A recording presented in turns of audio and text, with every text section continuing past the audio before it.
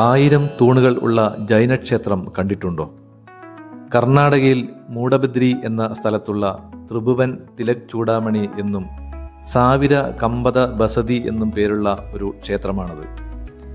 വിജയനഗര സാമ്രാജ്യത്തിലെ രാജാവായിരുന്ന ദേവരാജ ഉടയോർ AD 1430 പണി കഴിപ്പിച്ച ക്ഷേത്രമാണിത്.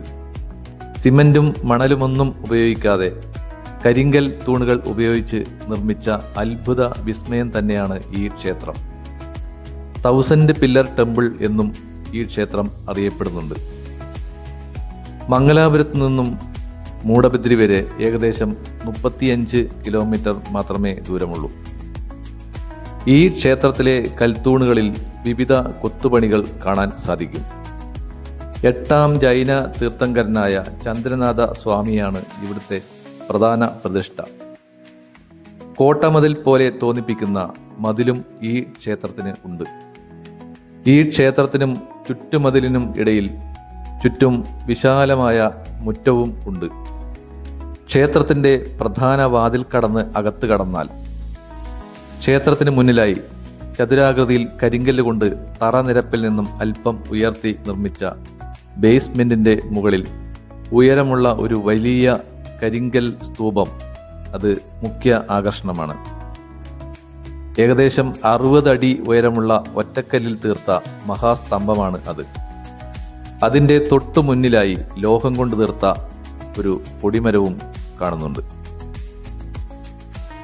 പുറത്ത് ഉച്ചവെയിലിൻ്റെ ചൂട് ആണെങ്കിലും ക്ഷേത്രത്തിനകത്ത് നല്ല കുളിർമയുള്ള കാലാവസ്ഥയാണ്. പ്രധാന വിഗ്രഹം നല്ല സ്വർണ്ണപ്രഭയിൽ തിളങ്ങി നിൽക്കുന്നുണ്ട്. മൂഡബിദ്രി ബസ് സ്റ്റാൻഡിൽ നിന്നും ഇവിടേക്ക് ഏകദേശം 700 മീറ്റർ ദൂരം മാത്രമേ ഉള്ളൂ. ഇവിടെ ജെയിൻ കാശി എന്നും അറിയപ്പെടുന്നു. 18ാം തീർത്ഥങ്കരനായ ചന്ദ്രപ്രഭയുടെ വെങ്കല പ്രതിമയാണ് ഇവിടെ ഉള്ളത്. കൊത്തുപണികൾ കാണുന്ന കൽത്തൂണുകൾക്ക് പുറമെ ഗർഭഗൃഹത്തിന്റെ മുന്നിൽ പുറം ഭിത്തിയിൽ ഇരുഭാഗത്തായി മനോഹരമായ 2 വർണ്ണചിത്രങ്ങൾ വരച്ചു വെച്ചതായി കാണുന്നുണ്ട്. ഈ ക്ഷേത്രത്തിന്റെ തറയും മേൽക്കൂരയും കരിങ്കല്ല് കൊണ്ടാണ് നിർമ്മിച്ചിട്ടുള്ളത് എന്നത് മറ്റൊരു പ്രത്യേകതയാണ്. ജൈനമത വിശ്വാസപ്രകാരമുള്ള പൂജകളാണ് ഇവിടെ നടത്തിവരുന്നത്. ഈ ക്ഷേത്ര നിർമ്മാണം പൂർത്തിയാക്കാൻ 31 വർഷമെടുത്തു എന്നു പറയപ്പെടുന്നു. വാസ്തുവിദ്യയുടെ വിസ്മയം പ്രകടിപ്പിക്കുന്ന ഈ പുരാതന ചരിത്ര നിർമ്മിതി തീർച്ചയായും കണ്ടിരിക്കേണ്ടത് തന്നെയാണ്.